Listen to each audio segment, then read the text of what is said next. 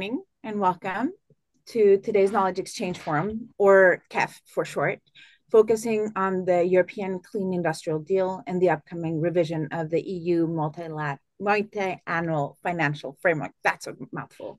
My name is Emilia Pisani, and I'm Communications and Project Manager at RISE, Sweden's Research Institute, and I will be the co-moderator for this discussion session.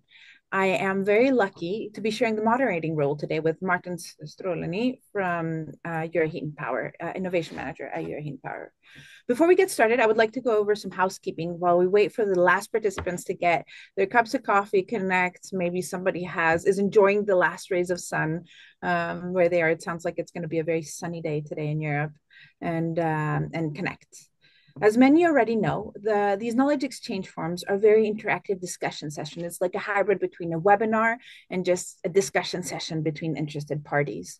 And we usually choose a specific subject related to decarbonization of district heating and cooling, focusing on waste heat recuperation. Certain presentations will be recorded, not all, but not the Q&A session at the end. Please raise your hand or write in the chat the questions. And so we would love to get your interaction, get this unique possibility for you to interact with our very, very knowledgeable speakers. And feel free to turn on your camera during the discussion so we can all see each other and makes it a little bit friendlier. So today I will start with a short introduction. Welcome. And I'll talk a little bit about the project, and then I'll give the floor over to Martin, who will introduce our vision for today's Knowledge Exchange Forum and the rest of the agenda. Carlos will give a European perspective on policy and funding. Amy will talk about the Clean Industrial Deal and the new multi-financial framework. And Maciej will talk about financing and decarbonization of district heating in Poland. So we are in for a treat. So about the Heat My DH project, for those of you who don't know us yet, our goal is to enable resilient district heating systems. The background is that district heating can achieve the objectives of European energy transition and net zero economy, as heating and cooling represents a very, very, very important part of the energy consumption in buildings in Europe. In theory, there's enough waste heat to heat all the building stock. I think many of us know this and have heard this many times, but it's always challenging depending on where it's situating, the temperatures, and so on. So we've received a little bit of funding from the Commission to work with 8 case studies, 2 in Germany, 2 in Italy, 2 in Croatia, and 2 in Poland, to see how we can analyze and map and eventually fund these the connection of low temperature or renewable energy sources to high temperature networks. As mentioned, we develop business cases and support district energy utilities and municipalities. So we have our 8 case studies, as mentioned. We assess the situation, map the different energy sources available in the city using the Austrian Institute of Technology's mapping tool. You can find it on our webpage. Then we help them plan exactly how they would connect and develop. And we are really looking at business models and financing, because you can have the plan, but if you can't fund it, then it's not going to go very far. If you're interested, please visit our webpage. Mia, if you can put it in the chat, that would be great. And just a heads up and spoiler alert, for the next year, we're going to be looking during these knowledge exchange forums, we're going to be doing specifically at each country, looking at the challenges, the opportunities, and bringing in some guest speakers that hopefully will allow us to at the end of this project to have a fertile ground for these companies we're working on these case studies to really implement things. Before we move forward, so Martin, where we were planning this, your work package leader, responsible for the policy work we do in this project. I thought it's really important to talk about, okay, what are the funding opportunities and what type of support is being provided at a European level? Yes, indeed. As always, a lot is happening at the EU policy scale, and we have been witnessing a lot of different changes. Also, of course, we have the new MFF proposal, which has been published a few months ago, and we also have the Clean Industrial Deal, which is kind of a new strategy or program, not a legislation, but more, let's say, direction of the European Union to kind of combine climate goals with industrial competitiveness, resilience, and economic growth. So it's very important for us to understand what role district heating plays in these strategies and how we can support it to actually be flagged as it deserves. So this is also why we decided today to kind of focus on this topic and maybe give a little bit more clarity on what's going on, even though many of the aspects are still quite unclear. But yeah, we believe that it's important to talk about this, and we basically just had our EHP summit in Brussels, where also we discussed some of these topics with key stakeholders, and we hope that district heating will give the support it deserves. So that's why also today we invited three different speakers, three experienced speakers that will cover, let's say, different sides of the topic. We have first Carlos from Euroheat Power. So Carlos is a policy advisor that focuses on EU policies related to finance, but also to energy system flexibility and district heating as such. Carlos is flowing every single day for many hours in different EU files and legislation. So he's very knowledgeable about what's going on at the EU level. Then we will have Amy. Amy has been working for more than 20 years in EU funding at Wien Energie. She has been also working for the Competence Center for Funding Management at Wiener Stadtwerke. So she has a lot of experience, and I even think that she was an external expert for the European Commission for different funding programs. So it's going to be great to hear from her as well. I know that she has to leave quite early, so unfortunately she will be unable to stay for the discussion, but I'm happy that you could join Amy, at least to present a few points from your side. And then we'll have Maciej Bladowski, who works as chief specialist in Szczecińska Energetyka Cieplna, so a utility based in Szczecin that's running a lot of different projects to decarbonize the district heating in the city. Maciej also has more than 20 years of experience in financing investments and EU funding, and he will, let's say, give us a point of view from the national perspective, how things are going in Poland and how they approach the different challenges. So I would say that without further ado, if you agree, Emilia, I would give the floor to Carlos so that he can give us let's say an overview of what's going on nowadays at the EU level, what the policymakers are doing, and then we will dive a little bit deeper in some of the topics. So Carlos, if you are ready, I will give the floor to you, and you can start. Thank you, Martin. Well, I am ready as I can be, so I guess we can start. Thank you, everyone, for joining today. Well, I will just take over from what Martin perfectly put it and explain a bit about the Clean Industrial Deal. First, I will try to have more of a funnel vision, just going from general to maybe the more specific files that have been coming out and will come out later as well with that are part of this Clean Industrial Deal. So as you already are surely familiar, the Clean Industrial Deal is the new North Star of this commission, similar to what was before the Green Deal, now with the new rhetoric and priorities shifting towards more defense and security. The new black, let's say, it's the competitiveness instead of what was before, more on climate change and climate action. But still a lot of coherence among the Green Deal and the Clean Industrial Deal. And just in this slide, you can see that some of the big pointers that the Clean Industrial Deal seeks to address and where we see that it's relevant for district heating and cooling. In the beginning, when it was announced, the Clean Industrial Deal in February, it seemed as if was more focusing on electricity prices and industrial decarbonization, both manufacturing of clean tech for industrial decarbonization and to boost the demand of this. But as this Clean Industrial Deal has evolved and more initiatives have been announced, we have seen that indeed there is a lot of very relevant points where district heating and cooling more generally play an important role. So I will focus on finance, but I thought it was also important to raise the point of flexibility, because it's a very important point of the Clean Industrial Deal to stabilize the energy systems and then lower energy prices. And in there, district heating, of course, you all know, plays a very important role, permitting to increase the rollout of decarbonization projects. Here, it's a bit more gray, but you, of course, in Brussels, try to make sure district heating and cooling projects are included in these faster permitting initiatives that are coming out.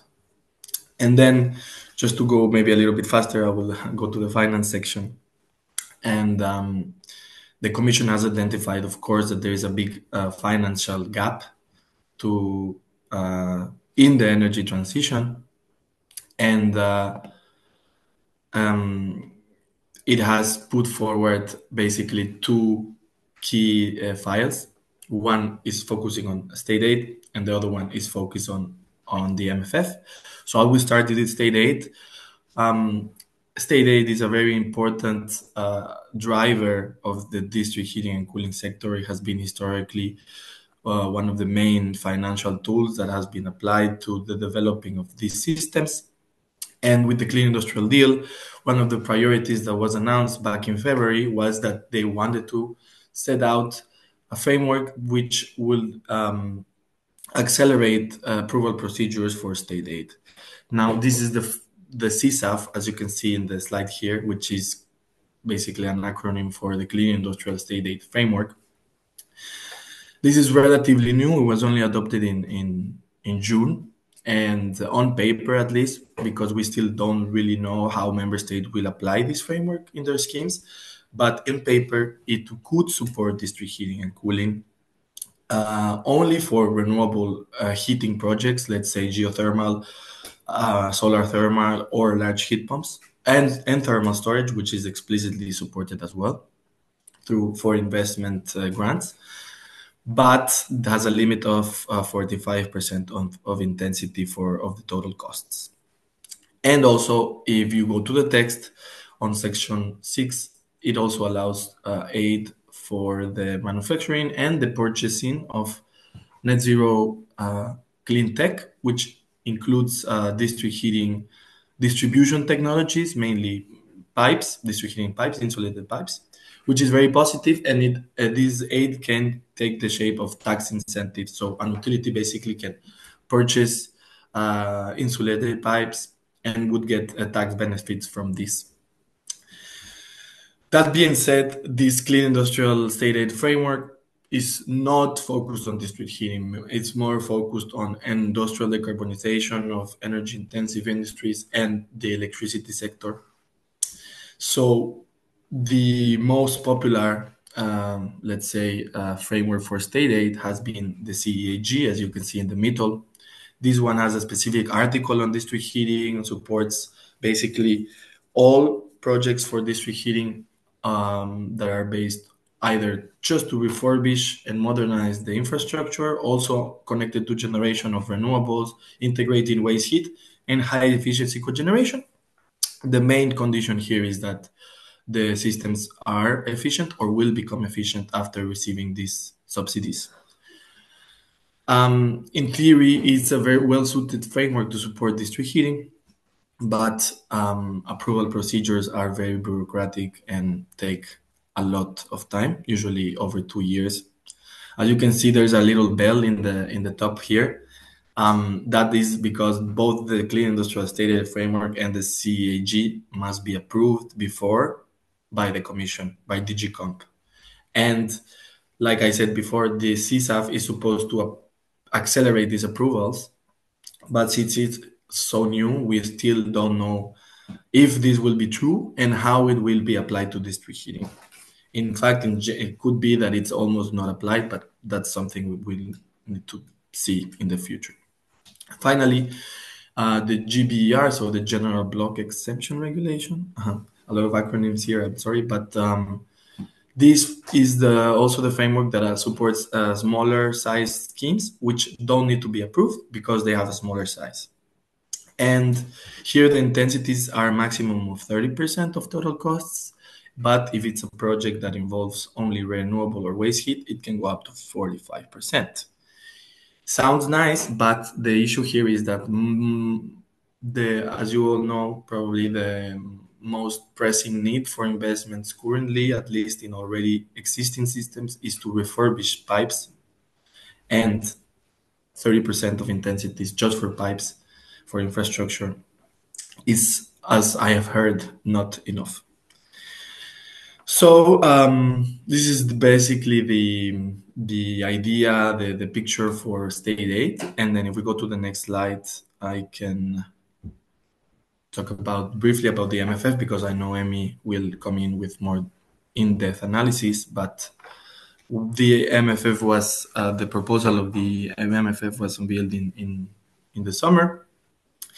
And it basically came with a revamped architecture of simplification, which is also a very new catchy phrase being used in Brussels a lot, simplification, and has centralized the structure of the MFF compared to the one that we have today, which has over 50 programs. Now the programs are shrinked to 16, and from seven headings to 4 headings in the latest proposal.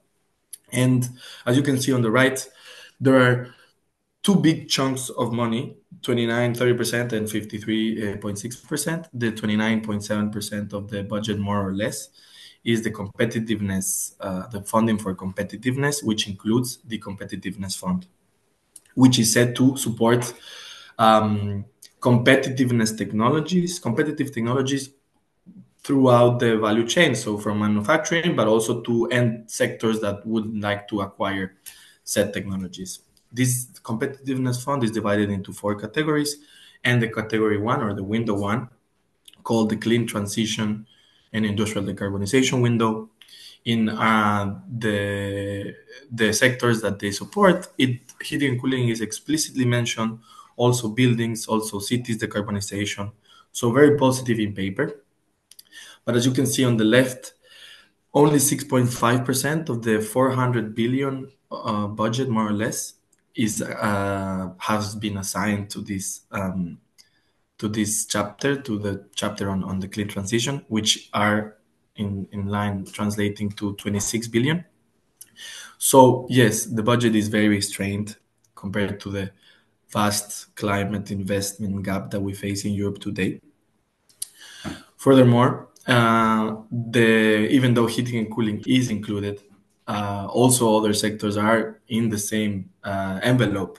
Transport is there, energy-intensive industries are also there. So again, I would say we risk committing the same mistakes we are facing now, which is deprioritizing, putting the heating and cooling sector into competition with other sectors. And of course, this risks less attribution of funds for the heating and cooling sector, and therefore district heating and cooling.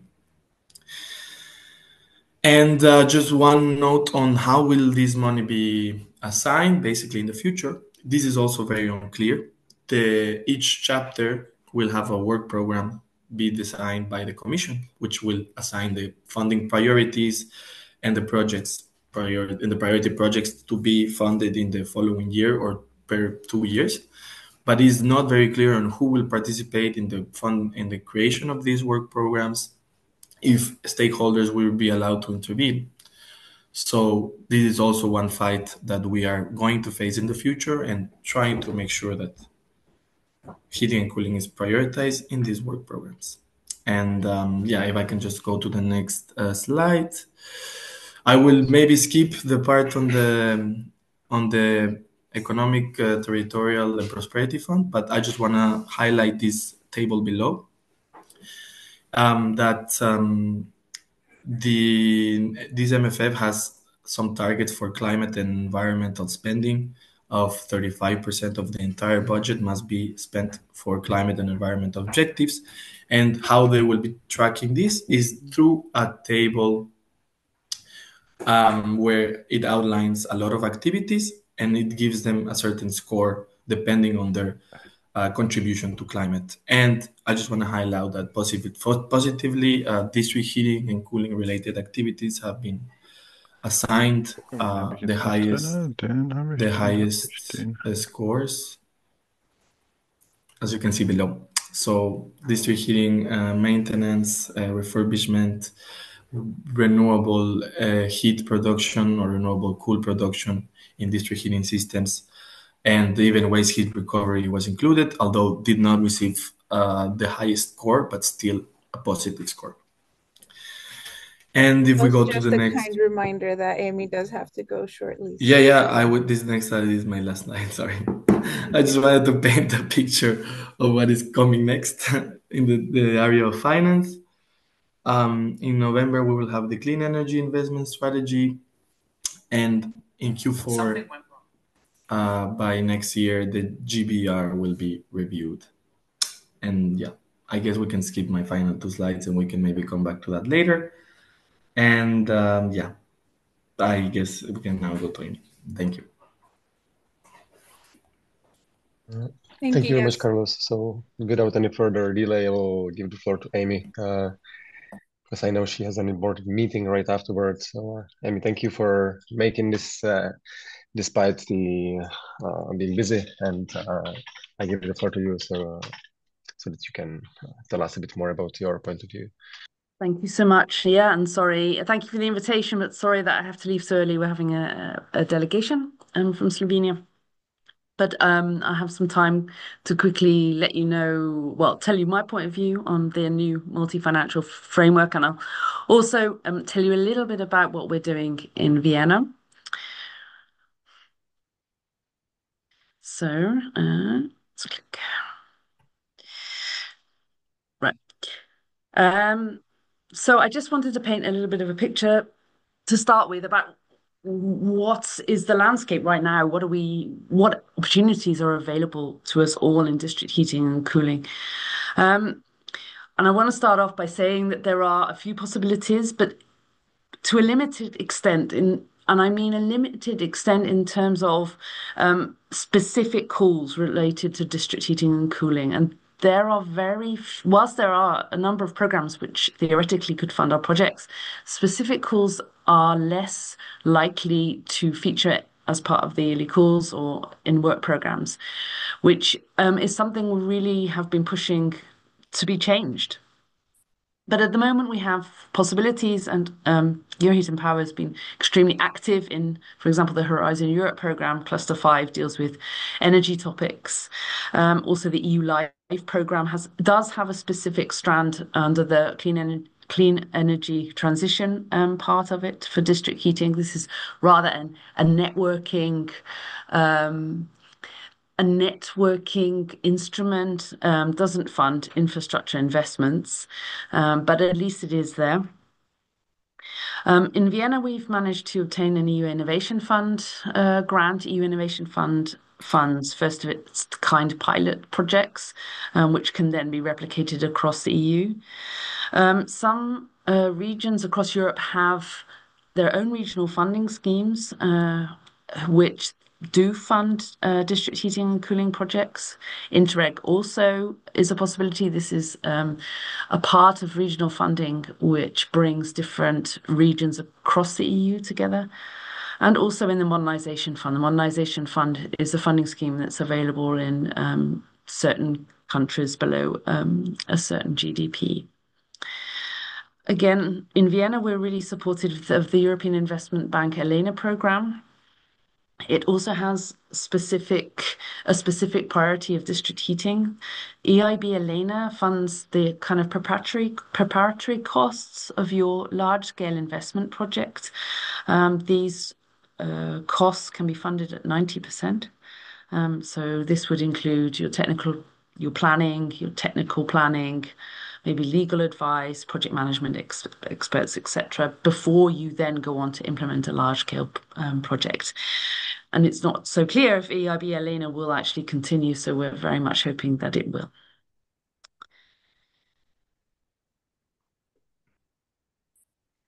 In Vienna, We are implementing currently the scale-up project. It's a underground thermal energy storage project. The tank itself, or the storage itself, 20 megawatt thermal energy storage, and why there are two reasons why this storage is extremely important for us.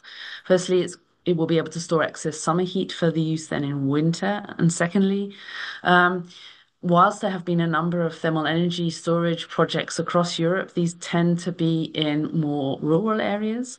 And it's the first of its kind nature of this storage is that it can be built in an urban area. And actually, on the cover of this storage, you can actually build upon. It's a 40,000 meter squared vertical storage tank, and we aim to cut CO2 emissions by 81,000 tons over the first 10 years of operation. This project has received national funding to prepare for it. So the kind of the research, I would say, work to iron out the technical solutions before it was implemented have been funded by national funding. We then obtained an EIB ELENA grant for the preparatory costs of the storage, like I mentioned, the technical planning and project management. And we have obtained then the Innovation Fund grant, which we won last year. And we are co-financing it also with a national funding scheme, the Clean and Energie funds here in Austria, which had a storage call earlier this year, and we received the information that we'd also got funding from that. We were also one of the first projects to be awarded this so-called STEP seal, so Strategic Technologies, European Technology Platform seal. But I will say the accumulation of different forms of funding did provide a little bit of a challenge for us and involved working with DG Competition and also our national authorities to ensure that we were state aid compliant. And this is also, I think, accumulation of funding is something that we would ask DG Competition to work on for the next period and to provide clear guidelines on this. So, as I mentioned, the current challenges, there are a lack of specific funding topics for district heating and cooling, or sometimes straight out ineligibility of district heating. There's a new industrial heat auction, which will be published on the 3rd of December, I think, similar to the hydrogen auction. And district heating, or which is then sold, is not eligible. And we find that really, really disappointing. There's a lack of funding for pilots and infrastructure projects, whereas LIFE does have a district heating strand. This is not for large-scale infrastructure projects or indeed for infrastructure pilots. There is also the Connecting Europe Facility scheme, which in theory would lend itself well to district heating projects. But you have to demonstrate the importance of the project for surrounding member states, I would say. There's a part of the CEF-RES, which I believe there has been a district heating project funded, and it's between Austria and Germany and possibly Poland, or maybe just Germany, Poland. Anyway, north from here. If you have a look at CEF-RES, then you'll be able to see how they have actually done this. But in principle, it's quite difficult, certainly for us in Vienna, to demonstrate how our district heating provides an important impact for example, Slovakia, Bratislava. I already mentioned the uncertainty regarding aid intensities and accumulation rules are still present, despite the fact that we've been promised that there will be guidelines coming out on this. They have never materialized. Many cities have climate neutrality goals, and naturally energy providers have to meet these goals rather quickly. So, for example, Vienna has a 2040 climate neutrality goal, but that means with these large-scale district heating projects, we have to really get them going now. Moreover, regional funding, even if there is the option within the regulation, the EU regulation to fund district heating projects, it's then up to the regional authorities and next time the national authorities to decide if they actually want to include these projects as eligible projects. So in a way, if you have to ensure that politically district heating is high on the agenda to ensure that it gets funding from regional sources. So the EU funding landscape, so EU funding runs in cycles. So we're at the end of the 2021 to 2027 cycle, and the next cycle and the different regulations are currently being discussed.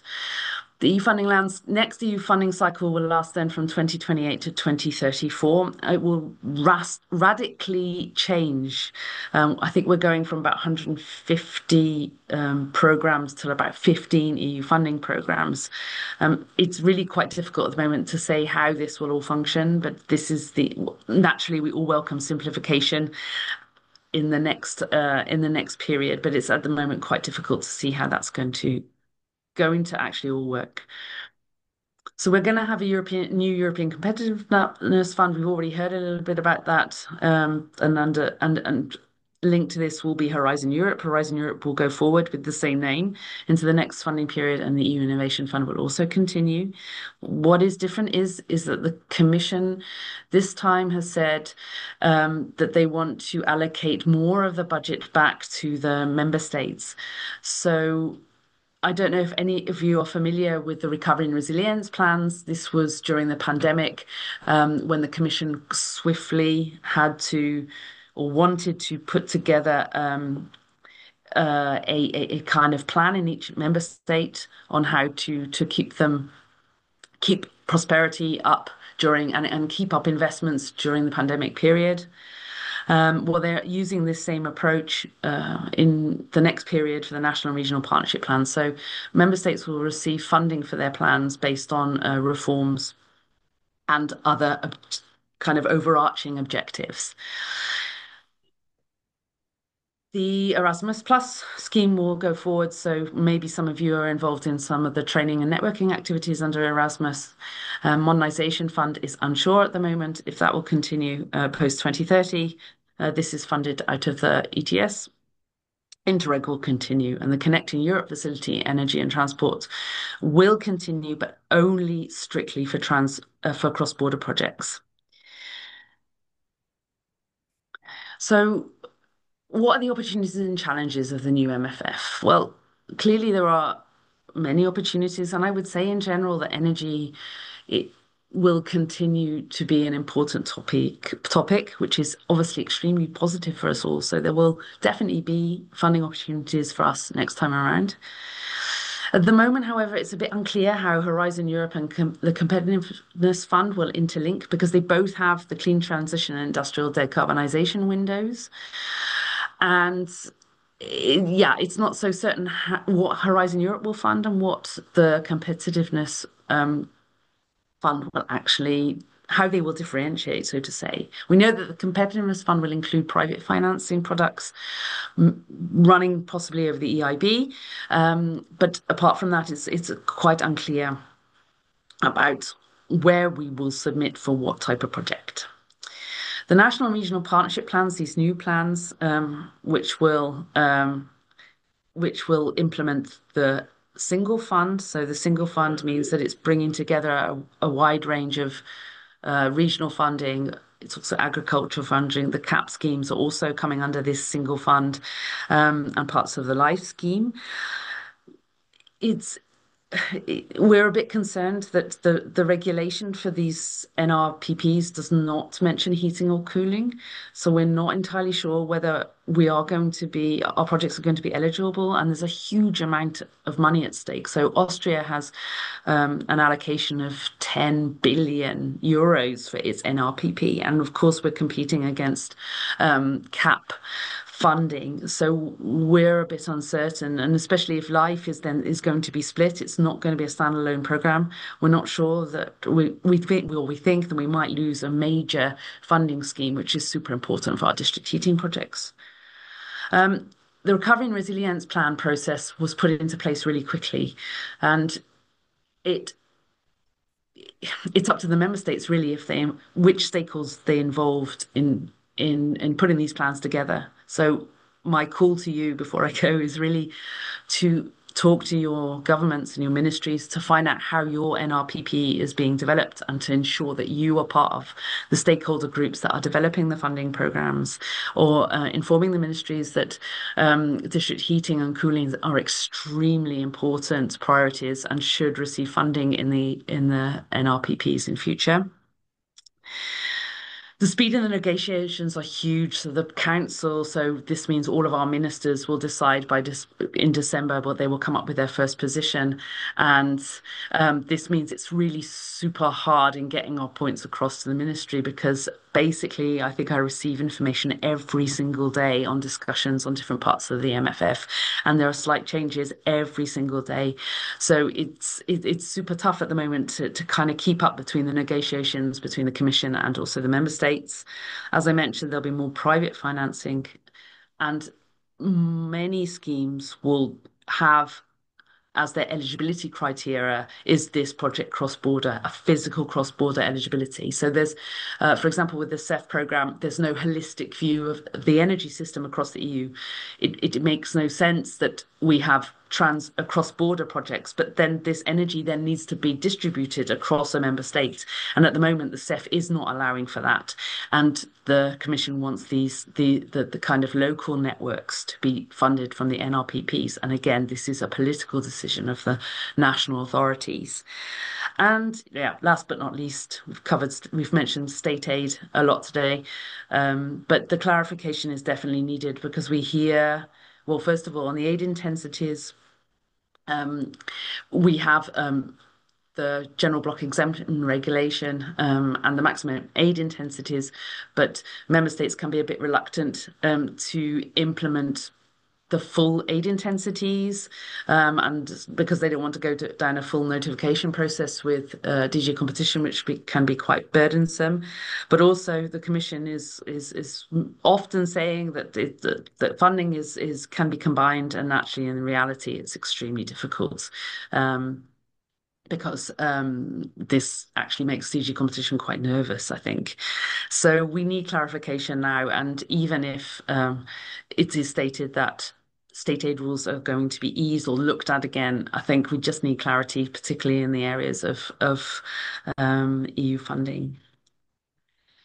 And that's it. So yeah, sorry I have to go again, but I'm quite active on LinkedIn, so you can add me there, and I'm super happy to discuss further my views on EU funding. Here's my email address. Please do get in touch.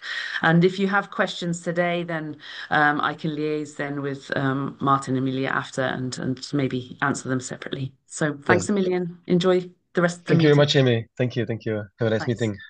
Thanks. Bye. Bye. Thank you for your Yes. time. So yes, if there are any questions for Amy, just don't hesitate to either put them in the chat. I saw there was one question from Holger, or you can just send them to me or Emilia, and we will make sure to liaise with Amy so that she can answer them. Or Amy, do you have time for just this one question? Yeah, I just saw Holger's. Yeah, but why underserviced? Because we don't have any space we have no space in Vienna. We're really densely populated and lots of buildings in an urban area. So as I mentioned, the novelty of this is that it can be built underground and we can build on top of it. So whilst there were a lot of thermal energy solutions across Europe that could have been used, we really did some extensive research, and basically these were mainly in rural areas, and we need storage solutions that basically either blend into the urban environment or can fit in some way and can work with the amount of buildings that we already have. So that's why we chose under an underground thermal energy storage system. But yeah, Holger, you can contact me directly. I can also put you in touch with the project managers if you want to get some further information.